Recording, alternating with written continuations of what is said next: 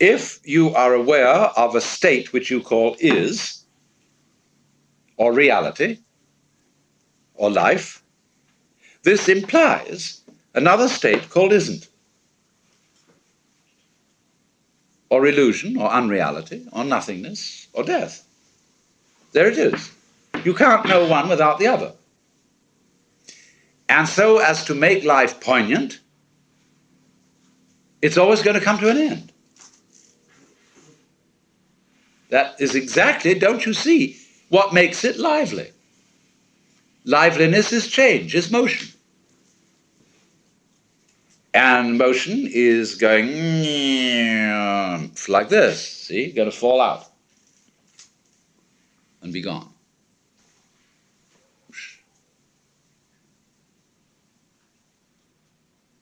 So, you see, you're always at the place where you always are.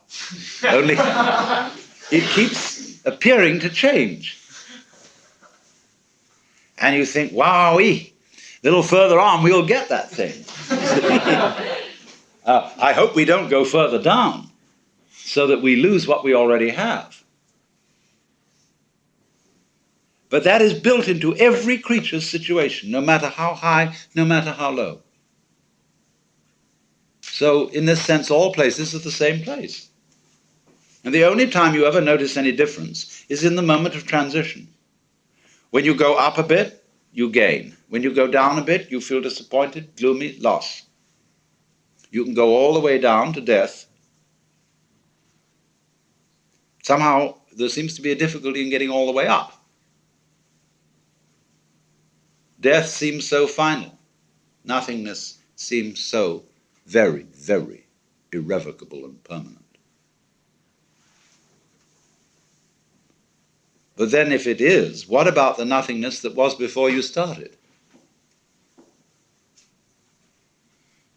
So don't you see, what we've left out of our logic, and this is part of the game rule of the game that we are playing, the way we hoodwink ourselves is by attributing powerlessness to nothingness. We don't realize that is a complete logical fallacy. On the contrary, it takes nothing to have something. Because you wouldn't know what something was without nothing. You wouldn't know what the form is without the background space. You wouldn't be able to see anything unless there were nothing behind your eyes. Now imagine yourself with a spherical eye. You can see all around. Now what's in the middle? See? Even if I have all this behind me in view, suddenly I will find that there is something in the middle of it all. There's a hole in the middle of reality. Like now, there seems to be not so much a hole, but a wall. But any animal which had eyes in the back of its head would have the sensation I'm describing. Now, you may say to me, well, all that's wishful thinking. Because when you're dead, see? Now, wait a minute. What's that state of consciousness that talks in that way? This is somebody saying something who wants to make a point. Now, what point does that sort of person want to make? Like when you're dead, see? Why, that's one of the people who want to rule the world. It's to frighten you about death. Death is real, see? I mean, don't indulge in wishful thinking. All you people who dream of an afterlife and heavens and gods and mystical experiences and eternity, oh, you're just wishy-washy people. You don't face the facts. What facts? How can I face the fact of nothing, which is by definition not a fact? You see? All this is twaddle, from whichever way you look at it.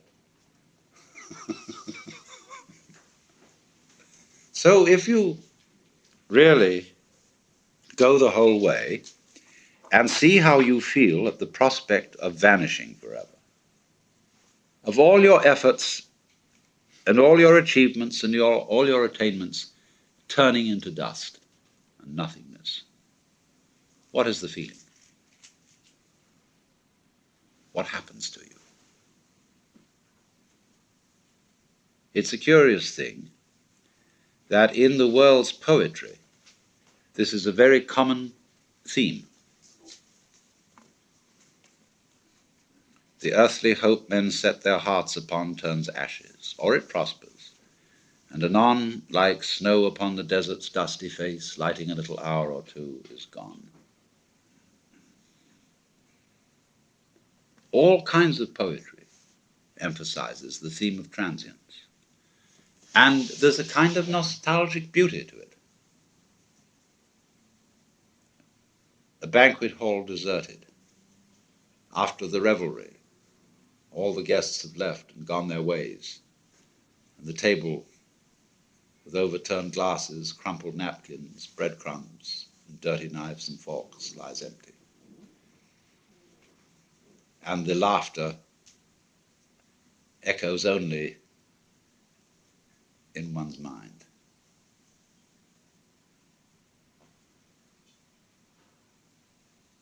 And then the echo goes. The memory, the traces are all gone. That's the end, you see. Do you see, in a way, how that is saying the most real state is the state of nothing? That's what it's going to all come to. With these physicists who think of the energy of the universe running down, dissipating in radiation, gradually, until there's nothing at all left. And for some reason or other, we're supposed to find this depressing. But if somebody is going to argue that the basic reality is nothingness, where does all this come from? Obviously from nothingness. Once again, you get how it looks behind your eyes, see? So cheer up, you see. This is what is meant in Buddhist philosophy by saying we are all basically nothing. When the sixth patriarch says the essence of your mind, that's how it is behind your eyes, is intrinsically pure. The pure doesn't mean a non-dirty story state of mind, as it is apt to mean in the word Puritan. Pure means clear, void. So you know the story when the sixth patriarch was given his office as successor. Because he was truly enlightened, there was a poetry contest. And the losing one wrote the idea that the mind, the consciousness, was like a mirror, which had to be polished. And constantly I have to polish my mirror. I have to purify my mind, see? So that I'm detached and calm and clear-headed, Buddha'd. But the one who won the contest said, there is no mirror. And the nature of the mind is intrinsically void. So where is there anywhere for dust to collect? See? So in this way, by seeing that nothingness is the fundamental reality, and you see it's your reality, then how can anything contaminate you? All the idea of your being scared and put out and worried and so on is just nothing. It's a dream. Because you're really nothing. But this is the most incredible nothing. And the sixth patriarch, likewise, went on to contrast emptiness of indifference, which is sort of blank emptiness. See? If you think of this nothingness as mere blankness, and you hold on to the idea of blankness, and kind of grisly about it, you haven't understood it. He said nothingness is really like the nothingness of space, which contains the whole universe. All the sun, moon, and stars, and the mountains and rivers, and the good men and the bad men, and the animals and the insects, the whole bit, all are contained in void. So out of this void comes everything, and you're it. What else could you be?